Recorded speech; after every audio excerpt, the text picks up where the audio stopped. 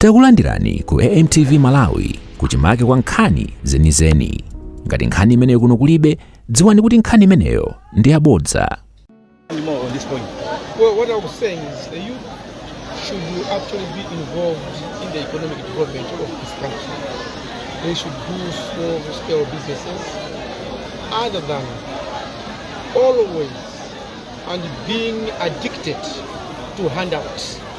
Handouts do not help in development. So they shouldn't look up politicians for handouts. They should look up politicians for development. So when they get loans, they should repay. They should know that Odiazaki Alibemland is about self-reliance. They should look at themselves as the source of development and not cash handouts from politicians or people that they think they are richer than themselves. You made a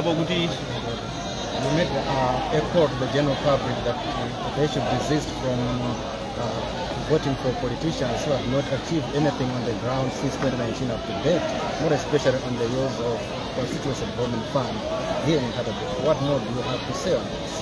Well, it's a principle of transparency and accountability. The money, the CDF, is for the people for development. They should know what that money was used for. If that is not made clear, there is a problem. There is a problem. It's not a secret. You have received CDF money through the normal channels for the development of the constituency. Let the people know what you did with the money. Explain what happened. If there were challenges, explain the challenges. It doesn't mean that people don't face challenges. Sometimes CDF is not enough for the needs of the people. But what I'm trying to say is, let us explain. Because without explanation, people come up with their own explanations. We shouldn't take people for granted. We should explain, we should be accountable. That's the point I was why should the people now entrust what your Alibemland comes since September 2020? Track record, as I did say, people can say, oh, this man can speak, oh, facts, oh, it's very clear.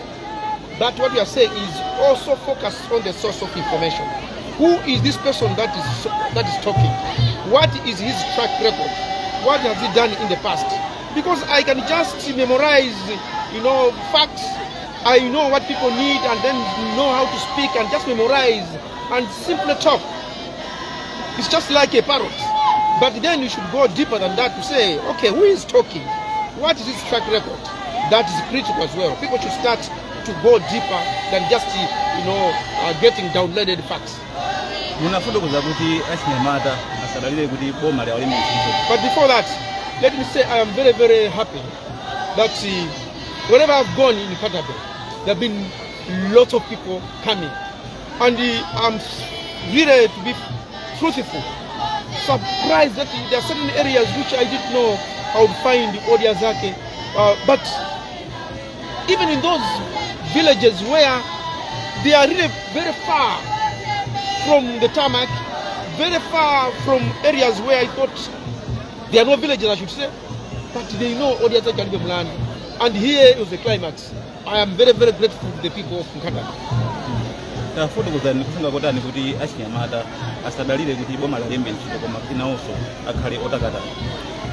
Kulembedwa ntchito sivuto, koma tikunena kuti anyamata aziziona iwo eni ngati eni yake othandiza kuti chitukuko cha dziko la Malawi chipite patsogolo. Asamadalire kulandira ati ndalama 2,000, 3,000, 5,000 misonkhano kapena kumangopempha. Koma iwowo achitepo kanthu. Tikudziwa kuti kofunika kuti apasule ndalama za business, komanso ntchito ya manja imathandiza. Nkhani yayikulu kuti aliyense azimire payekha.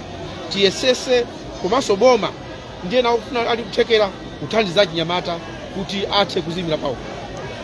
Mnasindi yaonena kuti chuma cha dziko lino maka matumbo osiyana-siyana mu constituency development fund kwa amene sanagwiritse bwino ntchito ma constituency ndi madera onse osiyana-siyana. Anthu samapatsa mphamvu zoti awayimirenso ulendo unokubwerawo. Muna mutasindika anthu awagwire pati kuti inu masokoneza.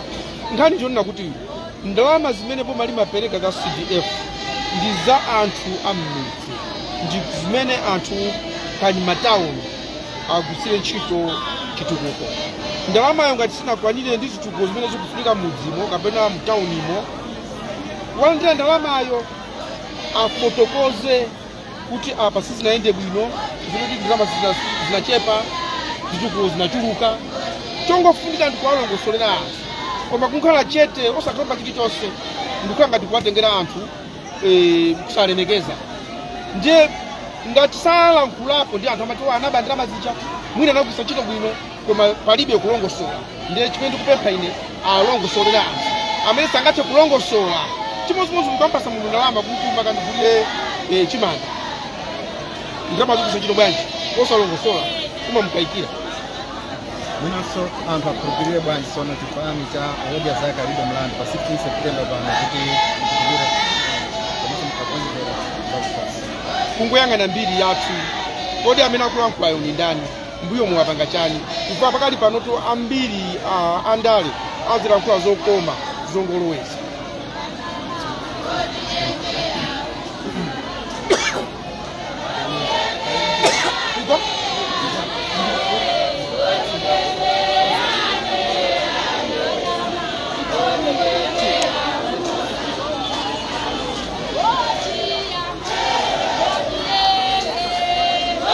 Antusagupita afuna aonekesa Dr. Michael Usi amene ndi Vice President komanso President wa wodya zake alibe mlandu atapita. Ndi zimene anthu akudikirira pano, ndi osangalala kwambiri.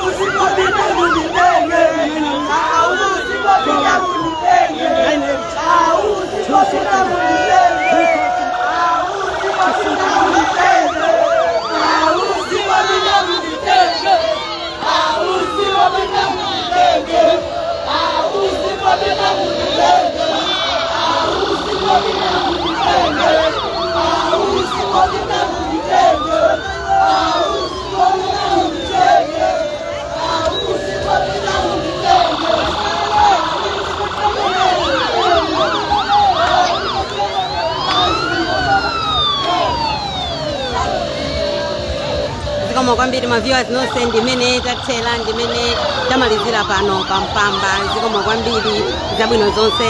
I love you. Bye. Osayiwala kupanga subscribe ku channel ya AMTV Malawi.